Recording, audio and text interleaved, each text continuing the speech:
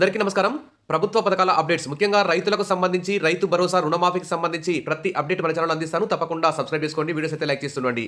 గత బీఆర్ఎస్ ప్రభుత్వ హయాంలో ప్రతి రైతుకి పాస్బుక్ ఉన్న ప్రతి రైతుకి రైతు బంధు పథకం అయితే అమలు చేశారు. కానీ ప్రస్తుత కాంగ్రెస్ ప్రభుత్వం అయితే రైతు భరోసా అమలు కోసం అనేక కండిషన్లు అయితే పెడుతుంది. దీనికి సంబంధించి మరి ఈ రైతు భరోసా కోసం మళ్ళీ అప్లై చేసుకోవాలని చెప్తున్నారు. రైతులందరూ సెల్ఫ్ డిక్లరేషన్ ఫామ్ నింపివ్వాలని చెప్తున్నారు. మరి అధికారులు, అగ్రికల్చర్ ఆఫీసర్లు, ఎంఆర్ఓ ఆఫీసర్లు తదితరులు అందరూ కలిసి కూడా తనిఖీలు చేసి సాగు చేసేటువంటి భూములకే రైతు భరోసా వేయాలనేటువంటి నిర్ణయం తీసుకున్నారు. దీంతో ఈ అప్లికేషన్ పెట్టుకోవడం ఎలా, మరి సెల్ఫ్ డిక్లరేషన్ ఎలా ఇవ్వాలి, ప్రతి అంశం మీద మన ఛానల్లో అప్డేట్స్ వస్తాయి. తప్పకుండా సబ్స్క్రైబ్ చేసుకోండి, వీడియోస్ లైక్ చేస్తూ ఉండండి. మీకు రైతు భరోసా పొందేలా చూస్తాం. ఇక వివరాలకు వెళ్తే రైతు భరోసా కోసం తనిఖీలు రెవెన్యూ, వ్యవసాయ శాఖలు కలిసి క్షేత్రస్థాయిలో తనిఖీలు చేపట్టాలి. ఏఈఓలు, ఎంఏఓలు, పంచాయతీ కార్యదర్శులు, విఎల్ఓలు తనిఖీలు పూర్తి చేయాలి. డిజిటల్ రికార్డుల నిర్వహణ బాధ్యతలు కింది స్థాయి సిబ్బందికే అప్పగింత. సాగులో ఉన్న భూమికి మాత్రమే రైతు భరోసా. రైతులు ఖచ్చితంగా సెల్ఫ్ డిక్లరేషన్ ఇవ్వాల్సిందే.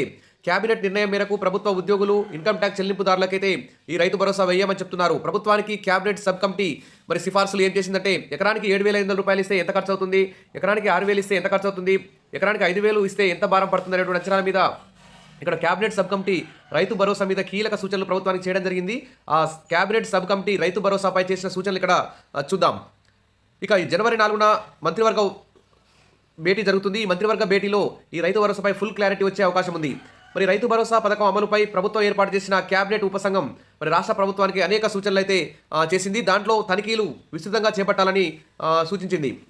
ఒకటి, రైతు భరోసాపై సబ్ కమిటీ చేసిన సిఫార్సులు ఇవే. పంటలు పండించే భూములకు మాత్రమే రైతు భరోసా ఇవ్వాలి. తోటలు పెంచే భూములకు వానాకాలం లేదా యాసంగిలో ఒక్క సీజన్లో మాత్రమే సాయం ఇవ్వాలి.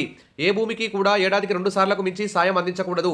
ప్రతి సీజన్కు ముందు రైతులు సాగు ధృవీకరణ ఇవ్వాల్సిందే. అంటే మేము ఖచ్చితంగా ఈ మా పొలంలో, మా భూమిలో ఖచ్చితంగా మేము పంట పండిస్తున్నాం అనేటువంటి ఒక సెల్ఫ్ డిక్లరేషన్ ఇవ్వాల్సి ఉంటుంది. ఆన్లైన్ పోర్టల్ లేదా మొబైల్ యాప్ లేదా ప్రజాపాలన కేంద్రాల్లో రైతులు ఇచ్చే ఈ సెల్ఫ్ డిక్లరేషన్లను శాటిలైట్ క్షేత్రస్థాయి పరిశీలన ఆధారంగా నిర్ధారించాలి. ఈ ఏడాది యాసంగి సీజన్లో పంటల సాగును శాటిలైట్ చిత్రాల ద్వారా నిక్షిప్తం చేయాలి. రాష్ట్రంలో పంటల సాగు పరిస్థితిని తెలుసుకోవడంతో పాటు డిజిటల్ రికార్డులను అప్లోడ్ చేయాలి. సాగు యోగ్యం కాని భూములను గుర్తించాలి. కొండలు, రోడ్లు, రాళ్లు ఉండే భూములు, భౌగోళికంగా సాగుకు అనర్హమైన భూములను గుర్తించాలి. రెవెన్యూ, వ్యవసాయ శాఖలు సంయుక్తంగా క్షేత్రస్థాయిలో తనిఖీలు చేపట్టి మరి వ్యవసాయానికి పనికిరాని భూములను, వ్యవసాయేతర అవసరాలకు జరిగిన మార్పిడిని గుర్తించాలి. ఈ భూములకు రైతు భరోసా వర్తింప చేయకూడదని సిఫార్సు చేసింది. మాజీ, తాజా ప్రజాప్రతినిధులకు అంటే రాజకీయ నాయకులకు, వారి కుటుంబాలకి, ఇన్కమ్ ట్యాక్స్ చెల్లించే వారికి, రాష్ట్ర ప్రభుత్వ ఉద్యోగుల కుటుంబాలకు అంటే ఉద్యోగులే కాదు వారి కుటుంబంలో ఎవరికైనా సరే ఈ పథకం వర్తింప చేయకూడదు. వీరిని గుర్తించేందుకు మరి రేషన్ కార్డులు 2024లో నిర్వహించిన కులగణనను ప్రాతిపదిక తీసుకోవాలి. అయితే ఈ మినహాయింపును రాష్ట్ర మంత్రివర్గం నిర్ణయం మేరకు వర్తింప చేయాలంటే ఇక్కడ న్యూస్ అయితే హైలైట్ అవడం జరిగింది. మరి ఈరోజు జనవరి 4 తెలంగాణ కేబినెట్ అయితే నిర్వహించబోతున్నారు. మరి రైతు భరోసాపై కీలకమైనటువంటి మార్గదర్శకాలు విడుదలయ్యే అవకాశం ఉంది. అప్డేట్ లాగా అందిస్తాను. మీరు ఎలా అప్లై చేసుకోవాలి, ఎలా డిక్లరేషన్ ఇవ్వాలి, ఆన్లైన్లో ఎలా రైతు భరోసాకు అప్లికేషన్ పెట్టుకోవాలి అనే అంశాల మీద మన ఛానల్లో వీడియోస్ వస్తాయి. తప్పకుండా సబ్స్క్రైబ్ చేసుకొని వీడియోస్ లైక్ చేస్తూ ఉండండి. మీ ఫ్రెండ్స్ షేర్ చేయండి. Thank you.